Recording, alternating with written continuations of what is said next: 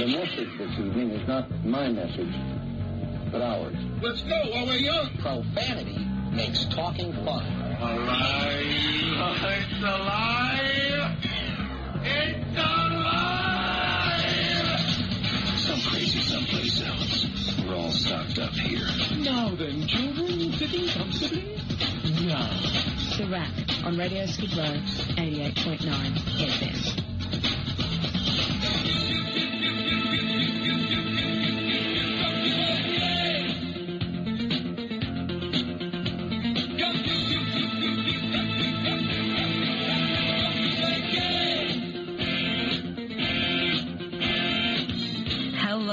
Welcome to The Rack on this Monday evening. My name is Peter, and tonight we're doing things a little differently.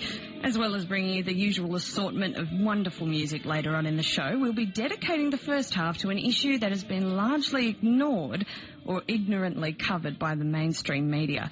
Australia's gaming community consists of 68% of our population, and despite the average age of gamers being the very adult age of 30, there are conditions placed on a game's entry to Australia that films, books and even television programs don't have to tolerate. These conditions have created a debate of classification, decency and, of course, censorship. To tell us more, we have gamer activist and founder of the group Grow Up Australia, R18 Plus for video games, Aaron John Percival. Welcome to the program. Thank you, Peter. So why should we have an R18 rating for video games? Well, research that the OFLC has done basically shows that the MA15 Plus rating is the least recognised of our rating symbols. Many parents are unaware that the A stands for accompanied, and many are not familiar with the difference between the M and MA15 Plus rating. So the introduction of an R18 rating would be much more recognised and understood, and it's basically more appropriate for the type of games that we're talking about anyway. It would bring us back in line with the rest of the world, which includes our neighbours in New Zealand, who already have an R18 rating for video games. The change would mean that our systems are a lot more consistent with the rating of film and television in Australia, and it would mean that Australians would have legal access to the same uncensored games available in most other countries. What's the lack of this R18 rating meant for gamers in Australia in the past? Well, there's only a couple of games a year that are refused classification and banned in Australia. Generally what happens to these games is that the companies making them downgrade some of the content so that they can submit a uniquely Australian censored version to our classification board and achieve our highest rating for games, which is MA15+. The downgraded versions are still violent and contain drug use. Sex, while often not shown, is still implied. It means that games that should really only be available to adults are more accessible to teenagers 15 and older. Now, South Australian Attorney-General Michael Atkinson is probably the loudest in opposition to the rating. What's he and others in opposition saying? Well, those who oppose the introduction of the R18 rating for video games often say that violent video games are worse than violent books or movies because of their interactive nature. They often think that people who play violent games are more inclined to be violent people, which is an easy association to make, but a number of studies have been conducted and there's no conclusive link between video game usage and violent activity. Another argument often raised is that the R18 rating for games won't prevent technology-savvy teenagers from gaining access to the games. I think that parents are becoming increasingly technology-savvy as well, and they're basically ready to be trusted with the responsibility of monitoring their own child's gaming habits. Well, I think that's the problem all the time. I mean, you've also got the net filter coming in, and that's another example of the same kind of attitude by the government.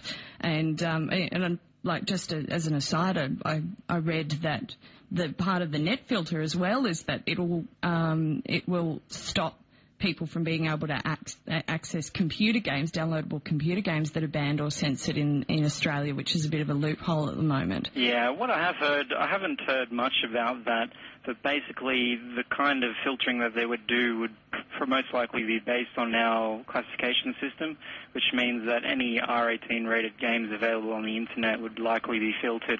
Now, after mentioning last week that I'd be covering this issue on the show, I had an email from Ryan in Lilyfield that gives another perspective.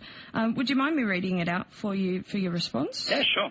All right, he says, I've been a massive gamer all my life, and I just wanted to bring up the point that of all the games I've seen censored or banned, for the most part, the sex and violence within them is too much. It seems a lot of the time the developers either use violence to create an unnecessary bloodbath like Postal and Manhunt, explicit sexual themes to create an interactive porn, Joe Guest and the Milk Round, or simply put the game from the perspective of rapists or murderers. I don't think these are things we actually need on the shelves in Australia.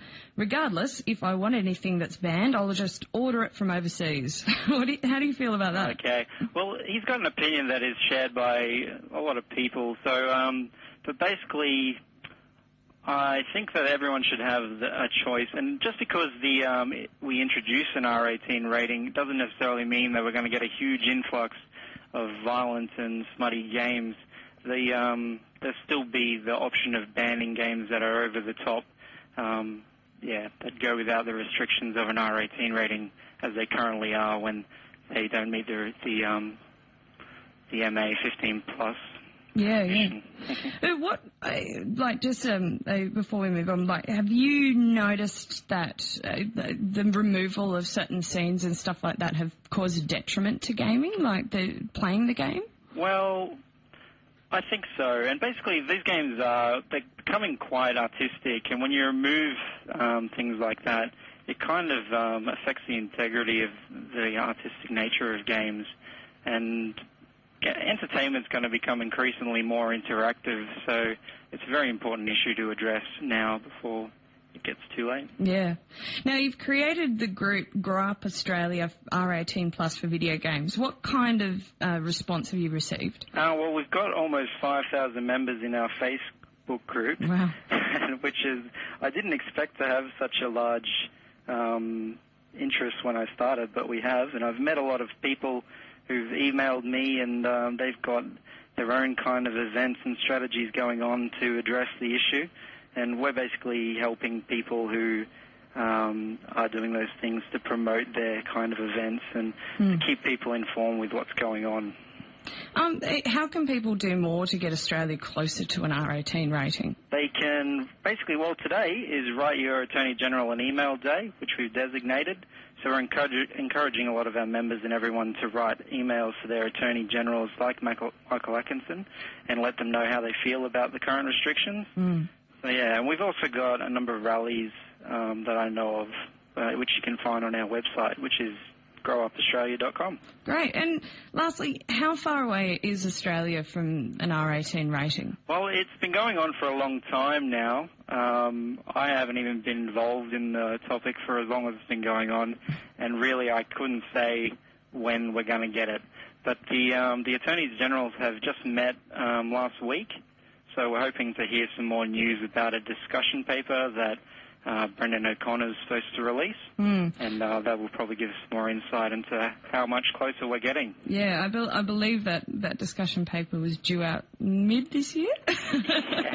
What happened was there was a change in cabinet, so the original Attorney General for the Commonwealth was replaced with the current one, which is now Brendan O'Connor, so...